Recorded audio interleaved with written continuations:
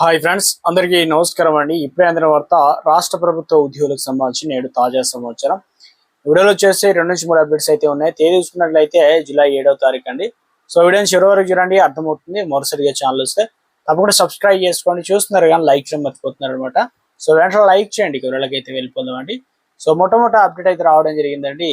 ఇందులో వచ్చేసి ప్రతి నెల కూడా 1వ తేదీన రెగ్యులర్ కాంట్రాక్ట్ అవుట్సోర్సింగ్ అనేరియం ఉద్యోగులు అందరికీ కూడా జీతాలు వేతనాలు తప్పనిసరిగా 1వ తేదీన చెల్లించాలని రాష్ట్ర ప్రభుత్వం ఇప్పటికే స్పష్టమైన ఆదేశాలు అయితే జారీ చేయడం జరిగింది. సో ఇక ఇందులో భాగంగా ఉస్మానియా యూనివర్సిటీలో ఆ ఆదేశాలు తమకు అమలు కావడం లేదని విమర్శలు వ్యక్తమవుతున్నాయి. 6వ తేదీ వచ్చినా కూడా ఓయూ కాంట్రాక్ట్ సంబంధించినటువంటి ఉద్యోగాలకు సంబంధించి ఇంకా జీతాలు అందకపోవడం తీవ్ర ఆవేదన వ్యక్తం చేస్తున్నారన్నమాట. సో ఇందులో భాగంగానే అన్ని డిపార్ట్మెంట్ లో భాగంగా ఆర్థిక శాఖ కార్యదర్శి సందీప్ కుమార్ సుల్తానియా జూన్ 9వ తారీఖున సర్క్యులర్ అయితే జారీ చేశారు. ఇందులో చేసి ప్రతి నెల 1వ తేదీన అన్ని వర్గాల ఉద్యోగులకు జీతాలు వేతనాలు అందేలా చర్యలు తీసుకోవాలని స్పష్టమైన ఆదేశాలు అయితే జారీ చేశారు.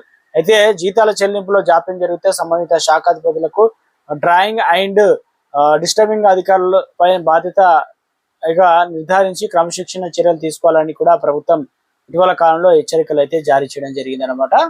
మరో అప్డేట్ అయితే రావడం జరిగిందండి. ఇందులో వచ్చేసి కాంట్రిబ్యూషన్ పెన్షన్ స్కీమ్ ఏదైతే సిపిఎస్ పరిధిలో ఉన్నటువంటి ఉద్యోగులకు పాత పెన్షన్ విధానాన్ని అమలు చేయాలని తెలంగాణ రాష్ట్ర సిపిఎస్ ఎంప్లాయీస్ యూనియన్ అధ్యక్షులు స్థితి ప్రజ్ఞ ప్రధాన కార్యదర్శి కాల్వల్ శ్రీకాంత్ రాష్ట్ర ప్రభుత్వాన్ని అయితే కోరడం జరిగింది అనమాట. ఇందులో భాగంగానే ప్రధాన కార్యదర్శి సంజయ్ జుజును అంటే యూనియన్ ప్రతినిధులుగా బృందం కలిసిందిగా అనమాట. ఈ సందర్భంగా కొత్తగా ఎన్నికయ్యారు కదా.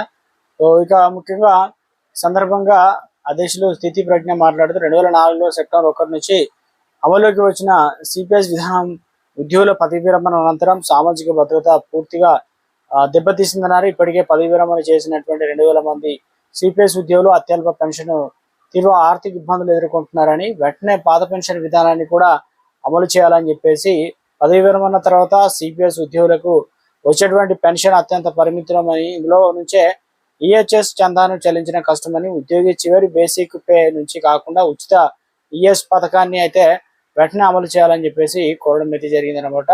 సో ఉద్యోగులకు సంబంధించి మరో అప్డేట్ అయితే రావడం జరిగిందండి. ఇందులో వచ్చేసి 2026-27 ఆర్థిక సంవత్సరంలో 2వ త్రైమాసికంలో మొదటి బహిరంగ మార్కెట్ రుణానికి రాష్ట్ర ప్రభుత్వం సిద్ధమవుతుంది. ఇందులో భాగంగానే ఆర్బీఐ ఇచ్చినటువంటి ఇండెడ్ ప్రకారం ఈ నెల 7వ తేదీన సెక్యూరిటీ బాండ్లను వేలం వేయడం ద్వారా మరో 3,000 కోట్ల రూపాయలు అనేది రుణం సమీకరించుకోవడానికి ఈ అప్పుతో రాష్ట్ర ప్రభుత్వం ఆర్థిక సంవత్సరంలో చేసిన బహిరంగ మార్కెట్ల అప్పుల వద్ద 29,000 కోట్లకు చేరనుంది. మొదటి త్రైమాసికంగా 25,900 కోట్ల రుణాలు తీసుకోగా ఈ నెల 7వ తేదీన మరో 3,000 కోట్లను అయితే తీసుకునుంది. అయితే ఈ ఆర్థిక సంవత్సరం వార్షిక బడ్జెట్ ప్రతిపాదనల ప్రకారం 73,383 కోట్లను బహిరంగ మార్కెట్లో అప్పుగా తీసుకోవాలని ప్రభుత్వం నిర్దేశించుకుందనమాట. సో ఇందులో భాగంగా 40% లక్ష్యాన్ని 3 నెలల్లో 1 వారంలో చేరుకోవడం అనేది గణన అనమాట.